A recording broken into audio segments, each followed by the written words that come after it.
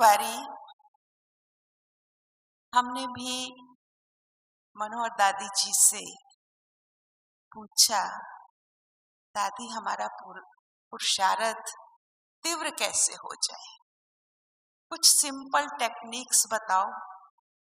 तो मुझे वो सीन, वो सब बातें याद आ रही थी आज। कि दादी ने कहा कि सबसे पहली बात अपनी दिनचर्या को एक्यूरेट कर लो। फास्ट पुरुषार्थ के लिए, तीव्र पुरुषार्थ के लिए अपनी दिनचर्या हम चेक करें। और दिनचर्या अमृत वेले से नहीं, पिछले दिन की जो हमारी स्थिति है या पिछली शाम से रात से हमारे जो संकल्प चल रहे हैं, क्योंकि कभी कभी कहीं जाना आना होता है, लेट सोना होता है, किसी कारण से नींद कम आती है या देरी से आती है, तो एक थॉट चलता है, आज तो थके हुए हैं, पता नहीं सुबह अमृत वेला ठीक से होगा या नहीं होगा, आज बहुत थकान है या रात को नींद नहीं आई है। तो ये गुलजार दादी कहती थी कि ये जो विचार हैं रात को सोने से पहले, ये सारे विचार देह अभिमान के हैं, देह के भान के हैं, जो हमें, भले हमें अच्छी नींद भी आ जाएगी तो भी सुबह हमें पावरफुल अमृत वेला करने नहीं देगी। क्या मन में आएगा, नहीं रात को नींद ठीक नहीं की ना, रात को देरी से सोए थे ना, तो वो भले हमारी नींद भी कंप्लीट हो गई हो तो भी हमारा अमृत वेला पावरफुल करने के थॉट्स।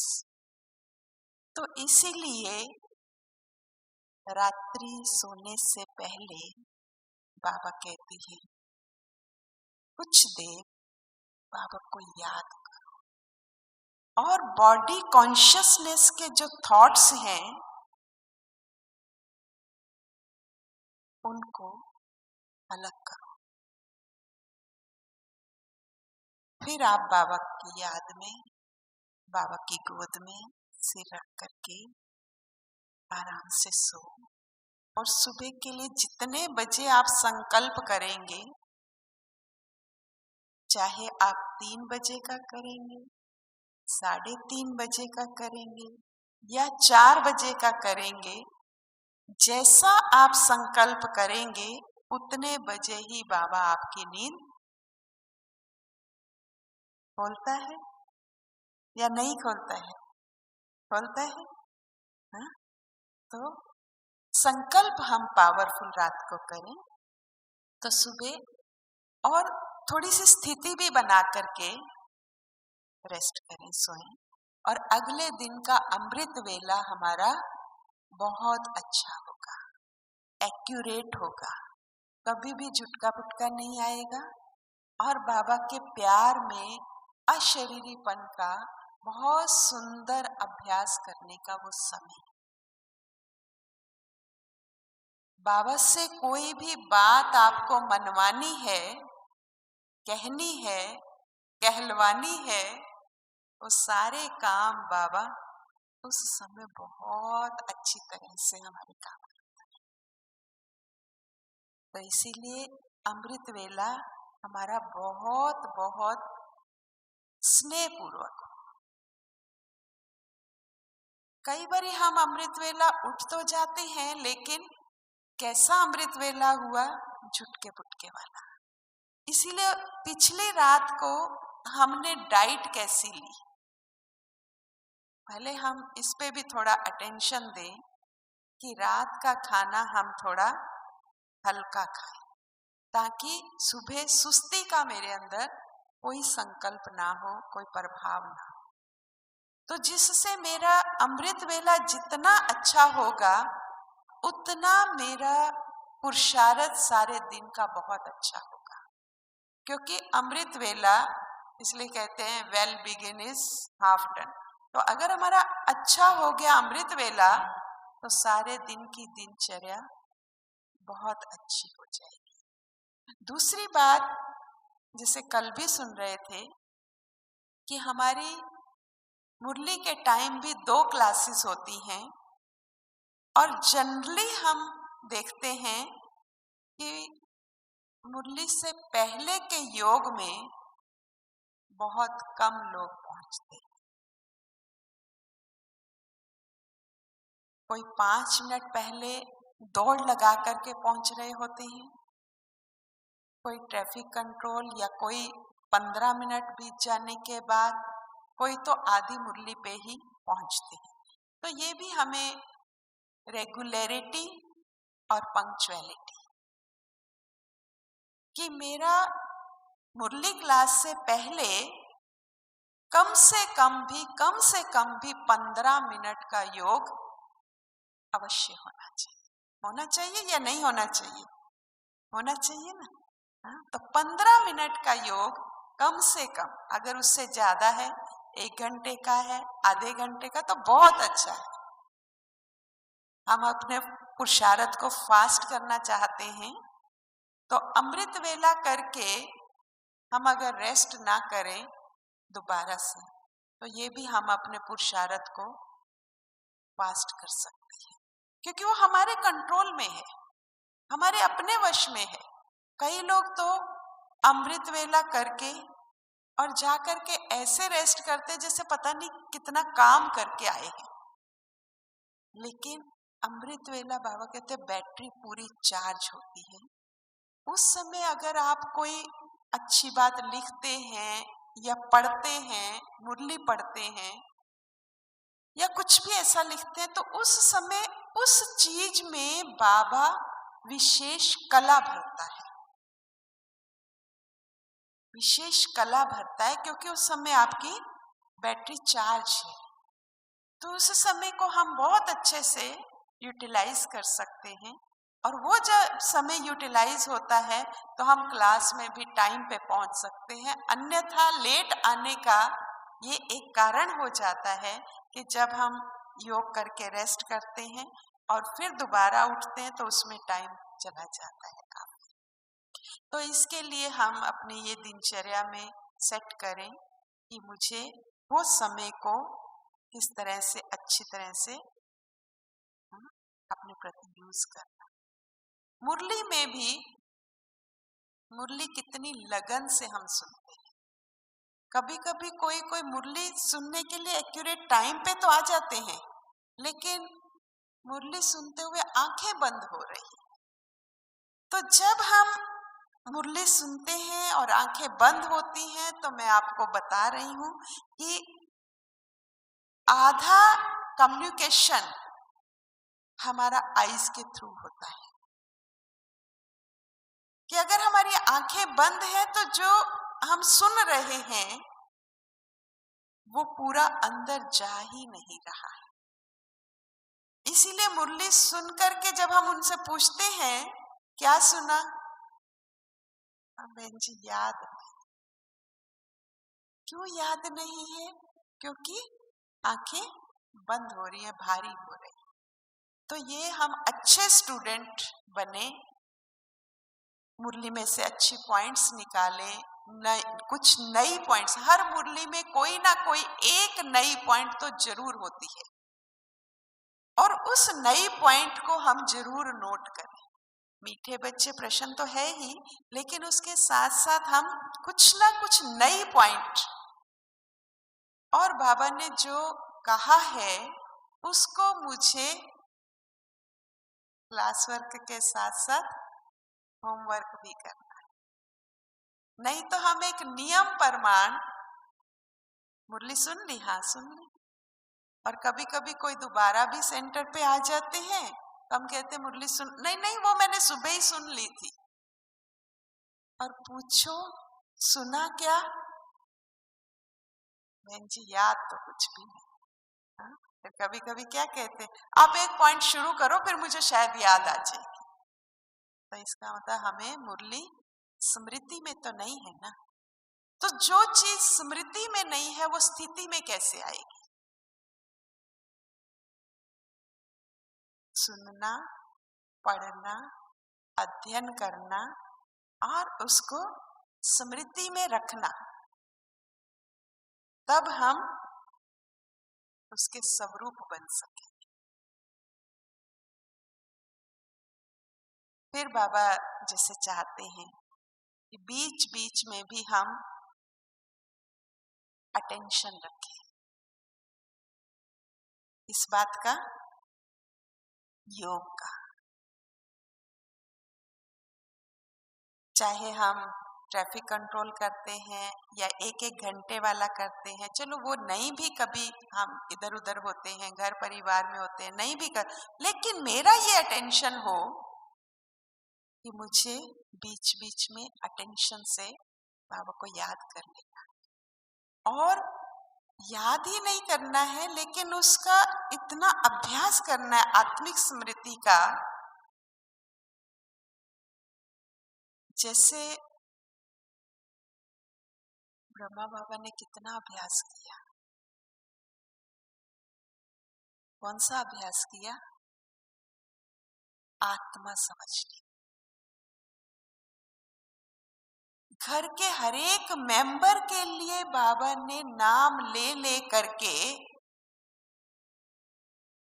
ये आत्मा है, यशोदा आत्मा है, राधिका आत्मा है, नारायण आत्मा, एक एक का नाम ले ले करके। और एक बारी का तो बाबा का अनुभव, क्योंकि बाबा भी तो घर परिवार और परिवार समेत समर्पित हुए,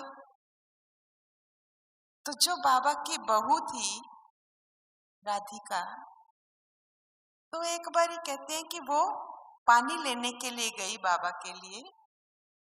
तो जब पानी लेने गई और लेकर के वापस आई, इतने में भी बाबा ने इतना अभ्यास किया, ये राधिका आत्मा है, ये राधिका आत्मा है, ये राधिका आत्मा है, ये राधिका आत्मा है। कितना अटेंशन, कि रहना भी उनके बीच में है लेकिन अटेंशन कितना।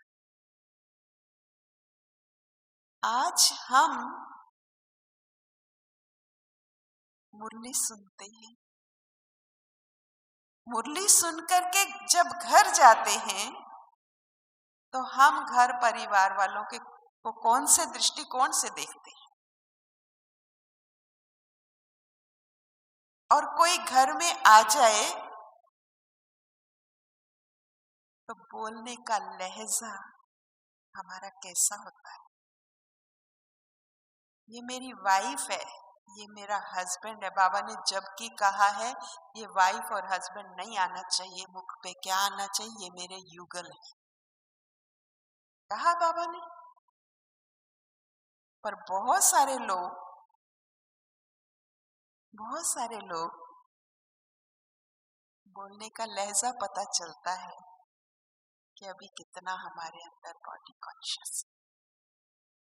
और घर परिवार में कोई बच्चा बड़ा ब्रिलियंट हो, कोई बच्चा बड़ी अच्छी पोस्ट पे सिलेक्ट हो गया हो, तो हम बड़े नशे से, वो भी छलक रहा होता है। तो क्या हमारा इतना आत्म अभिमानी स्थिति पे अटेंशन है?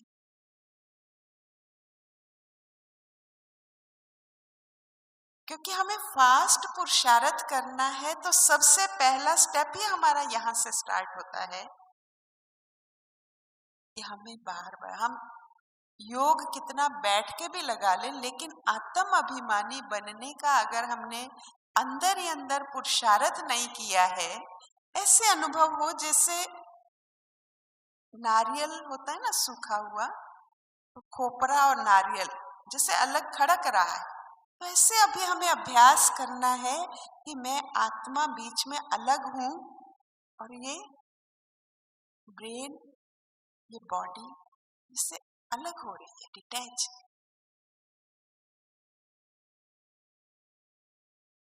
तो वो हमारे बोल में, चाल में, स्मृति में, संबंध में, संपर्क में, हर चीज में अनुभव होगा। हमें खुद को भी और दूसरों को भी अनुभव होगा।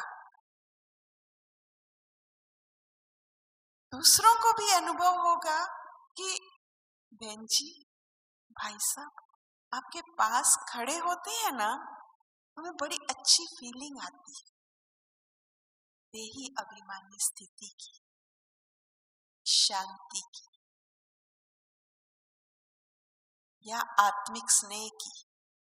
तो वो हमारा जितना अंदर से पुरुषार्थ फास्ट होगा, इसके लिए अटेंशन होगा, और नुमा शाम का जो हमारा योग है, हम कहीं पे भी हों, कोशिश ये करें कि हम बैठ करके, और अगर कभी है आप नहीं भी उस समय, लेकिन एक समय अपना आधा घंटा, पौना घंटा या 1 घंटा, अगर हमारा ये नुमा शाम का योग अटेंशन से है और पावरफुल है, तो भी हमारी स्थिति पे बहुत असर आता है, बहुत असर आता है।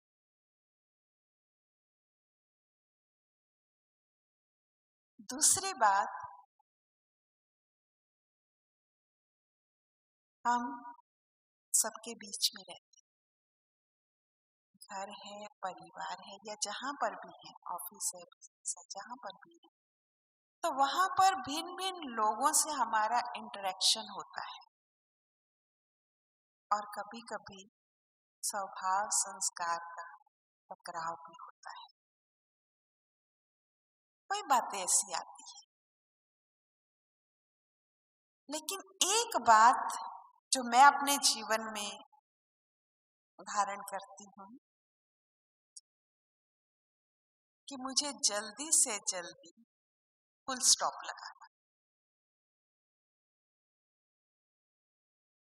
ज्यादा क्यों, क्या, कैसे, ऐसे, वैसे, इन सब बातों में नहीं जाना। क्यों? क्योंकि इसमें टाइम बहुत वेस्ट होता है। जिसको बाबा कहता है कि जल्दी से जल्दी, हाँ, 3 बिंदियों की स्मृति कहते हैं ना, तो बाबा कहता है ड्रामा की फुल स्टॉप जल्दी लगनी चाहिए। और ड्रामा एक्यूरेट है, ड्रामा में हर एक का पार्ट एक्यूरेट है या नहीं है?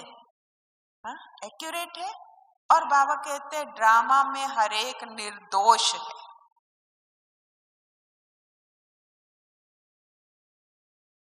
आज हम कभी कहते हैं ये मेरे साथ ऐसा क्यों करते हैं, ऐसा नहीं करना चाहिए, ये करना, हमने कभी कुछ किया होगा उनके साथ, इसीलिए उन्होंने ऐसा किया। ड्रामा के एक्यूरेट नॉलेज को एक्यूरेट टाइम पे, एप्रोप्रिएट टाइम पे, एप्रोप्रिएट वर्ड्स के साथ अगर हम उसे यूज करते हैं, तो हमारी बहुत सारी एनर्जी, बहुत सारा समय, बहुत सारे संकल्प बचत में जाते, और बचत करना बहुत जरूरी है। अभी कुछ दिन पहले की ही मुरली में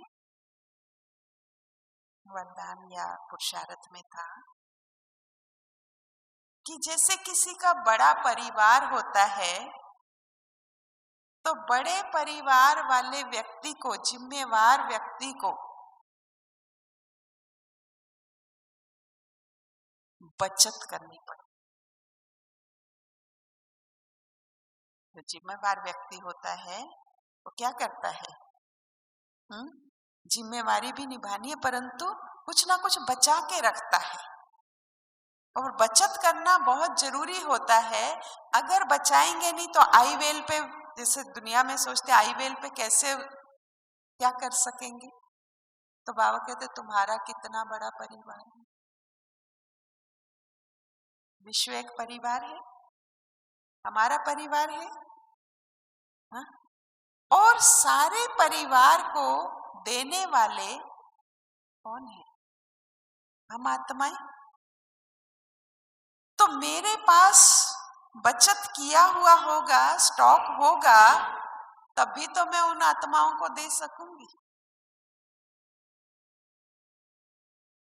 मैंने बचाया ही नहीं, समय को नहीं बचाया, संकल्पों को नहीं बचाया, एनर्जी को नहीं बचाया,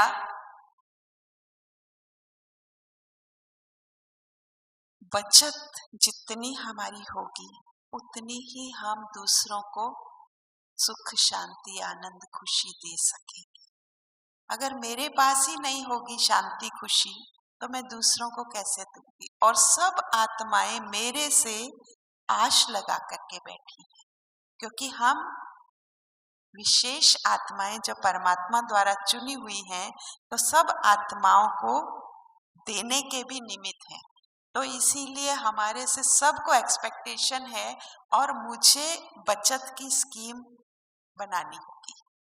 अगर मुझे फास्ट जाना है तो एक बात और मैं कहना चाहूंगी कि हम अपने नियम और मर्यादाएं, एक है दिनचर्या में एक्यूरेसी हो, दूसरा है कि हम अपने आप फास्ट जाना चाहते हैं, तो जो बाबा ने हमें नियम दिए हैं, कानून दिए हैं, मर्यादाएं दी हैं, हम उसमें कभी भी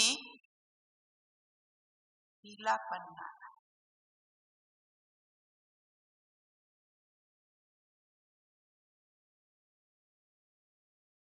अब मान लो आप में से कितने लोग हैं जो रोज बाबा को भोग लगाते हैं? बहुतों के हाथ खड़े हो रहे हैं, बहुतों के नहीं हो रहे हैं। तो क्या ये हमारा नियम नहीं है? है या नहीं है? है? हाँ? हम जाना तो चाहते हैं फास्ट, लेकिन नियमों को थोड़ा ढीला कर देते हैं। खान पान की शुद्धि का हमारा नियम है नियम, लेकिन आज हम बहुत सारी चीजों में लीनियंसी बरतते जाते, फिर पूछते हैं कि हम ये खा सकते हैं, ये तो मशीन की बनी हुई है ना, ये तो इस चीज। लेकिन बाबा कहते हैं मशीन योग लगाती है क्या? मशीन योग लगाती है? हा? तो हम ये भी एक सुस्ती कहें या आलस कहें कि हम थोड़ा सा, लेकिन इसका असर हमारे योग पर कितना पड़ता है। हम बनना चाहते हैं योगी, जाना चाहते हैं फास्ट, तीव्र पुरुषार्थी बनना चाहते हैं, और भोजन के ऊपर अटेंशन।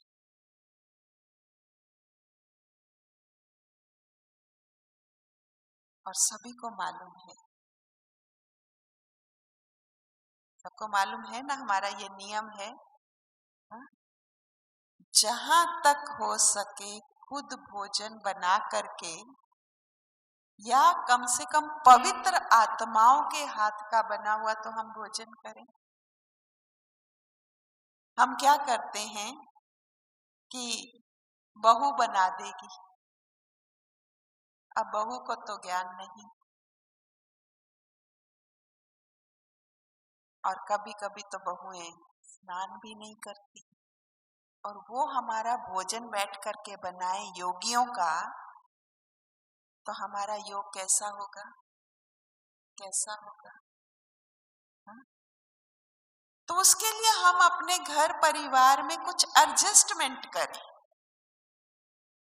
कभी कभी कोई माताएं कहती हैं हमारे घर में तो रिवाज नहीं, या बहू ही बनाती है, लेकिन थोड़ा सा रिवाज हम ब्राह्मण कल्चर का अपना लें।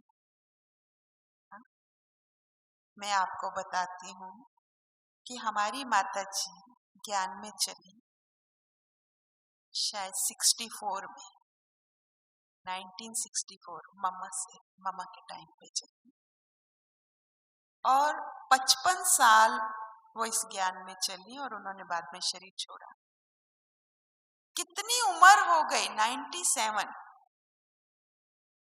बाद में सेंटर पे भी रही, लेकिन कभी भी लौकिक में जाना हो तो कभी उन्होंने बहू के हाथ का खाना नहीं खाया। चाहे कितनी भी बुजुर्ग थी, कहती थी मुझे टेबल पे ही आटा ला दो, पानी ला दो, दे दो सब कुछ, यही चकला बेलन दे दो, मैं अपनी एक रोटी बेलूंगी और वो लेकर के प्लेट में रख करके मैं अपनी गैस पे सेक के आऊं। और जब तक वो घर में थी उन्होंने अपनी एडजस्टमेंट की हुई थी कि सब्जी मैं बनाऊंगी, दाल मैं बनाऊंगी, आटा मैं गूंदूंगी, मैं अपनी 2 रोटी बना के बाबा को भोग लगा के फिर फुलके तुम बनाओ। दोनों कैसे एक दूसरे से सहयोग लेकर के दे करके, उनको भी सुख कि इन्होंने आधा खाना बना दिया, इनको सुख कि मैंने किसी और के हाथ का नहीं खाया, मैंने बाबा के नियम को फॉलो करना। आज हम जाना चाहते हैं फास्ट और जरा भी हम त्याग और तपस्या नहीं करना चाहते, तो कैसे बाबा के दिल पर चढ़ेंगे? कैसे बाबा हमें अपने दिल पर रखेगा? और संगम युग एक ऐसा युग है जो आप बाप से कहो, जो मनवाना चाहो, सिर्फ एक दृढ़ संकल्प रखो कि मुझे ये करना है तो करना है। क्योंकि एक बहुत बड़ा पिलर है ये हमारे योग का। कौन सा? अन्न की शुद्धि बहुत बड़ा पिलर है। फिर हम कोई भी आता है ना तो हम क्या पूछते हैं? हमारा योग नहीं लगता। योग कैसे पावरफुल लगे हमें बताओ ना, हमारी क्लास कराओ ना। और ये हमें पता है कि पिलर कमजोर है, योग इसलिए, ज्ञान कमजोर है इसलिए योग नहीं लगता है। मैं तो कहती हूँ कि मुरली में भी सुबह की मुरली के साथ अपने आप से कम एक मुरली और पढ़ने या सुनने का जरूर शौक होना चाहिए। चाहे आप अव्यक्त मुरली पढ़ो, चाहे आप साकार मुरली पढ़ो, बार बार पढ़ो, तभी तो स्मृति में रहेगा। क्योंकि आज इतना विस्तार है दुनिया में कि आज दिमाग में एक बारी पढ़ने से कोई भी चीज फिट नहीं होती, बार बार अध्ययन करना पड़ता है, बार बार पढ़ना पड़ता है और अटेंशन रखना पड़ता है मेरे अंदर आत्मा का भोजन कौन सा जा रहा है और साथ साथ शरीर को भी भोजन कौन सा जा रहा है।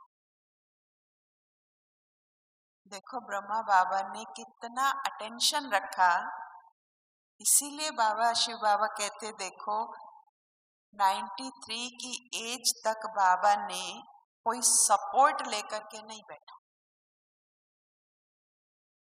बाबा की बैठक देखिए, कहीं सपोर्ट है, कहीं सपोर्ट है। और कितनी एज थी, कैसे बाबा बैठते थे। आज हमको जरा सी चीज का कंफर्ट ना मिले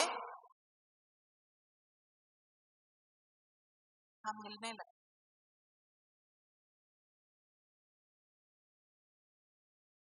कैसे बाबा ने बैठ बैठ के तपस्या की। तो हम भी फास्ट जाना चाहते हैं तो अपने मन को कहो भाई तपस्या तो करनी पड़ेगी, मन से बात करो, मन तू मुझे मत हिला, तेरे को कहा है ना इतनी देर बैठना है तो बैठना है तुझे। थोड़ा तो हमें टाइट करना पड़ेगा।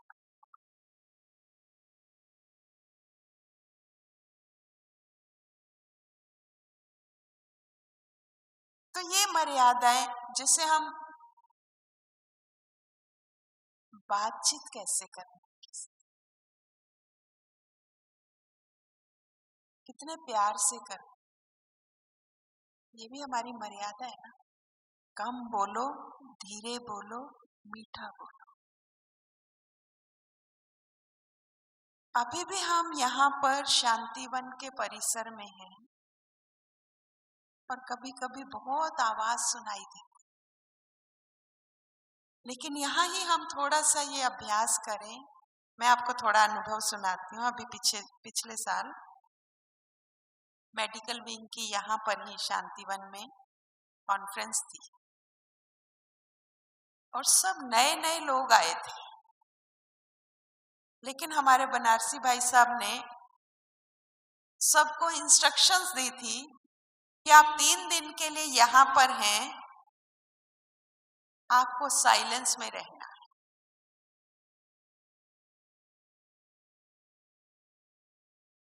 बातचीत नहीं करनी। सचमुच में उन नए नए लोगों ने इतना अच्छा इस बात को फॉलो किया कि मैं देख करके भी हैरान हो रही थी कि देखो कितने साइलेंस में चलते हैं, कपड़े रंगीन पहने हुए हैं और साइलेंस कितनी मेंटेन करके चल रहे हैं। ये बनारसी भाई ने इंस्ट्रक्शंस दे दी थी कि यहाँ 3 दिन तक आपको साइलेंस में नहीं रहना।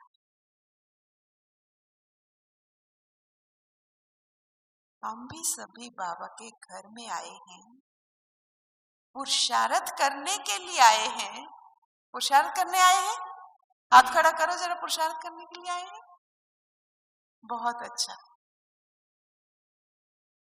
तो थोड़ा सा अटेंशन अभी ही हम रख लें। किन किन बातों का? एक तो बोलना बहुत कम,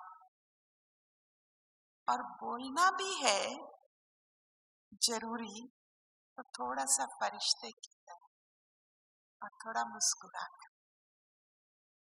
यही से अभ्यास करें। हम यहाँ पे अनुभव करने के लिए आए, क्योंकि घर में इतना अनुभव नहीं हो पाता। सेंटर पे भी हम 1 घंटे के लिए जाते हैं, लेकिन यहाँ पर हम 5 दिन 7 दिन जितने भी दिन के लिए हम आए हैं, तो ये हमें गोल्डन अपॉर्चुनिटी मिली है, सेवा भी मिली है, भाग्य भी मिला है और साथ साथ में पुरुषार्थ करने का मौका भी मिला है। तो इस पुरुषार्थ में हम इधर उधर ना बैठे ग्रुप बना बना के। लास्ट ईयर एक ग्रुप एवर हेल्दी हॉस्पिटल के साथ पार्क में बैठा था, माताएं थी। मैंने कहा कि माताओं यहाँ क्या कर रहे हो? इतनी सुंदर आशा दीदी की क्लास चल रही है और आप यहाँ क्या कर रहे हो? तो बोली कि वो ना हम अपनी एक फ्रेंड की इंतजार कर रहे हैं, वो मार्केट गई है और वो मार्केट से आएगी ना तब हम क्लास में एंटर करेंगे।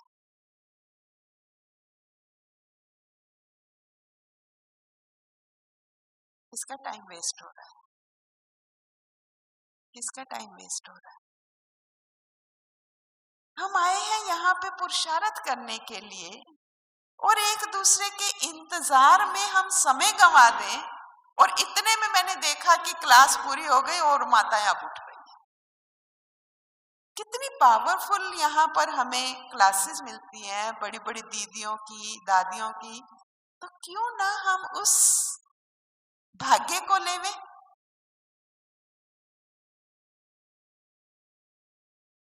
मार्केट जाना ही है तो जिस समय क्लास ना हो उस समय जाएं। क्लास छोड़ करके और हम वहां पर घूमें, ये तो शोभा नहीं देता। फिर हम कहते हैं हम फास्ट पुरुषार्थी बने, तीव्र पुरुषार्थी बने, हम बाबा के दिल पर चढ़े, हम लक्ष्मी नारायण बनेंगे। कैसे बनेंगे? कैसे बनेंगे? हमें एक एक चीज पे बहुत बहुत बहुत अटेंशन देना पड़ेगा। बाबा कहते 1 मिनट भी मिलता है तो उसको भी गुल्लक में डाल लो। ये बहुत अभ्यास करना पड़ता है। हम खाने पे बैठे हैं, बातचीत नहीं करनी, मुझे बाबा की याद में एक एक ग्रास अंदर लेकर के जाए। अटेंशन, बार बार अटेंशन। चाहे हम स्थूल कार्य कर रहे हैं, चाहे हम सूक्ष्म, लेकिन हमारा अटेंशन। जैसे वहां कहते हैं कि क्या अटेंशन हटा, हाँ? दुर्घटना घटी, हाँ? ऐसे ही है ना। तो इसीलिए कदम कदम पे हमको टेंशन रखना है। फास्ट जाना है तो स्पीड ब्रेकर नहीं होने चाहिए, हाँ? क्योंकि अगर एक भी स्पीड, इसलिए हाईवे पे स्पीड ब्रेकर्स नहीं होते, फास्ट। अगर एक भी स्पीड ब्रेकर आता है तो हमारी स्पीड को एकदम कम करता है और दोबारा स्पीड उठाने में टाइम। अगर एक बारी भी मन मुटाव होता है, मूड ऑफ होता है, योग टूटता है दोबारा, तो फिर वो टाइम ले लेता है।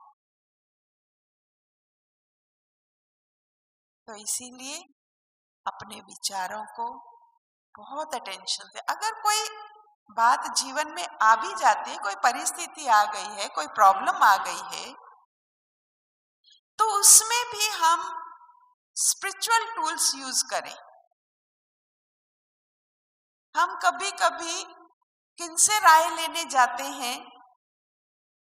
राय लौकिक वालों के लिए, जो ज्ञान में नहीं है। अब जो व्यक्ति ज्ञान में नहीं है, हम उनसे अगर राय लेते हैं तो हमें वो कैसी राय देंगे? वो विकारों युक्त वाली राय देंगे, मोह ममता वाली देंगे, लोभ वाली देंगे, कुछ ना कुछ ऐसी राय। अगर हम कमजोर ब्राह्मण की भी राय लेते हैं तो भी हमारी उन्नति कैसी होगी? इसीलिए अगर राय लेनी है तो पावरफुल बीके से, शक्तिशाली। और जो मेरे अनुभव में 1-2 बातें आई हैं, वो ये है कि ब्राह्मण जीवन में कभी भी नाम मान शान के पीछे ना हम दौड़े।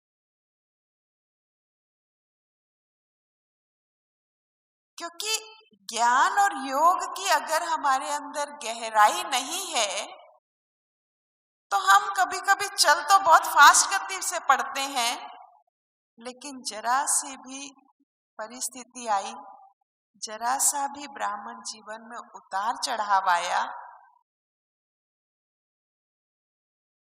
तो फिर वो डाउन भी बहुत जल्दी हो जाता। तो इसीलिए साइड सीन है, आएंगे। और ये नहीं कि हमने बड़े बड़ों के साथ खाना खा लिया या बड़ों के साथ ये कर लिया, नहीं। मुझे ज्ञान और योग की फाउंडेशन को बहुत बहुत मजबूत करना है।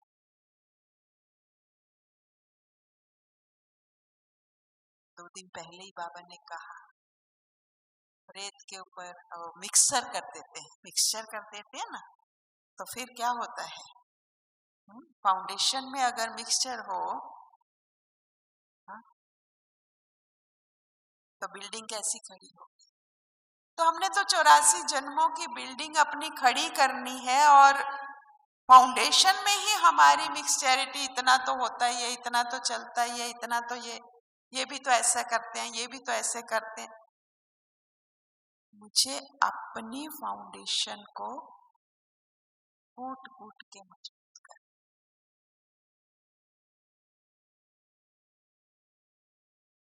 संगम युग पर ही मुझे फाउंडेशन इतनी स्ट्रॉन्ग बना देती है, जो मेरे 84 जन्म की बिल्डिंग बहुत अच्छी।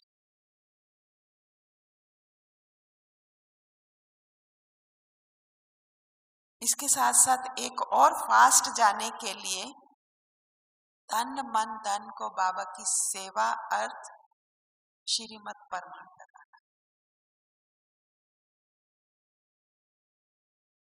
जाना चाहते हैं फास्ट, और तन कहाँ लग रहा है सारा दिन, मन कहाँ लग रहा है, और धन का मैक्सिमम हिस्सा कहाँ लग रहा है। मुझे तो वंडर लगता है कि बाबा ने देखो एक एक पाई बाबा के यज्ञ में लगाई, और इतना करने के बाद भी बेगरी पार्ट आया तो भी कितना बाबा ने निश्चय बुद्धि होकर के मुस्कुराते हुए वो पार्ट प्ले किया। आज हम कुछ देवें यज्ञ में और थोड़ा सा हमें पूछा ना जाए तो क्या कहते हैं, हमने इतना दिया, इतना किया, हमें कोई पूछता ही नहीं। हमें कोई ये भी हमारे फास्ट टैग को कमजोर कर, फास्ट गति से नहीं जाता।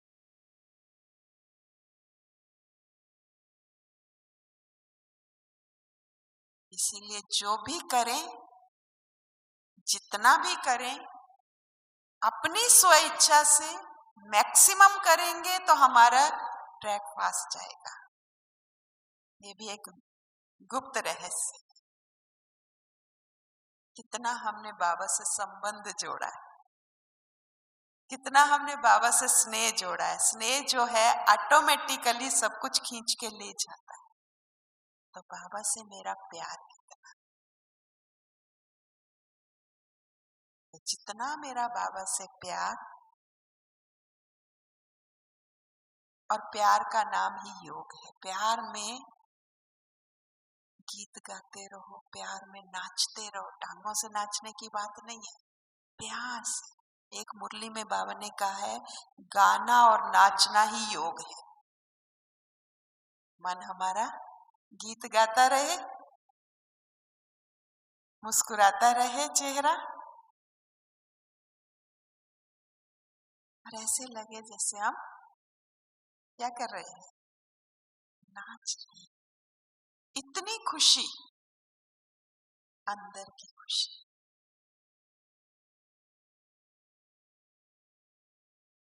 ऐसी हो कि हमको देख करके दूसरे मुस्कुरा। करेंगे ऐसा, करेंगे ऐसा, हा? या हमारा ही मूड ऑफ है, 10 लोग आके पूछ रहे क्या बात है आज, कुछ बात हो गई क्या, किससे हो गई?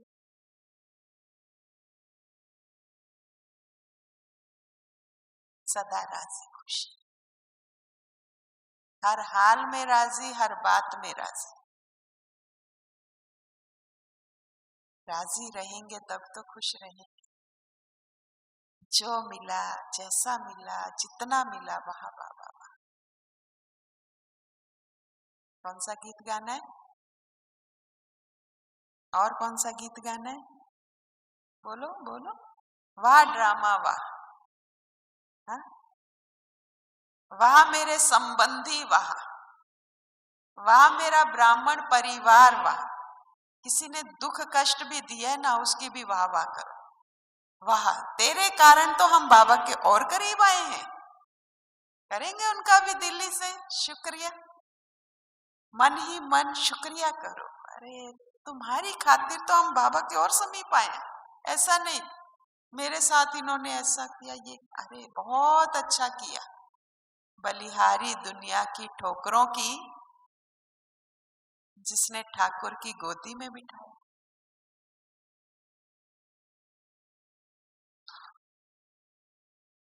बलिहारी दुनिया के दुखों की, जिसने सुखदाता का बना दिया। वाह वाह वाह वाह। रोज रात को वाह वाह करते हुए वाह वाह की गोद में। ठीक है, तो अपने पुरुषार्थ को तीव्र बनाना है। तो समय पर हमें एक्यूरेट पॉइंट याद आ जाए, ये तीव्र पुरुषार्थ की निशानी। एक्यूरेट समय पर हम फुल स्टॉप लगा दें, तनाव टकराव में नहीं आना है। लगाव झुकाव तो नहीं, लेकिन टकराव में नहीं आना है, क्योंकि टकराव बहुत तंग करता है। तो इसीलिए सदा वाह वाह के गीत गाते, संगम युग की मौज मनाते, बाबा से दिल जान से प्यार करते, बाबा की गोदी में बैठो, बाबा के साथ। हाँ, पांडव भवन में झूला है ना, हाँ, तो मन ही मन में झूल के आया करो। बाबा साथ बैठा है, मैं साथ बैठी हूँ, मैं साथ बैठा हूँ, बाबा के साथ बैठ करके मैं झूल रहा हूँ, क्या आनंद आएगा। हाँ? तो अच्छी अच्छी स्मृतियां, अच्छी अच्छी बातें याद रखेंगे, स्मृति में रखेंगे, तो स्वरूप बनते जाएंगे। तो ज्ञान भी आपके स्वरूप से छलकेगा, शांति भी, प्रेम भी। जो हम पहला लेसन लेते हैं ना, बाबा ज्ञान का सागर है, मैं ज्ञान स्वरूप हूँ, बाबा प्रेम का सागर है, मैं प्रेम स्वरूप हूँ, बाबा सुख का सागर है, मैं सुख स्वरूप। तो वो स्वरूप हमारा छलकेगा। ठीक है, तो आप सभी आज के बसंत पंचमी के दिन संकल्प लें कि इन सब बातों को हम जीवन में आत्मसात करेंगे, धारण करेंगे, और सरस्वती माँ के बच्चे हम सब मास्टर सरस्वती बनेंगे।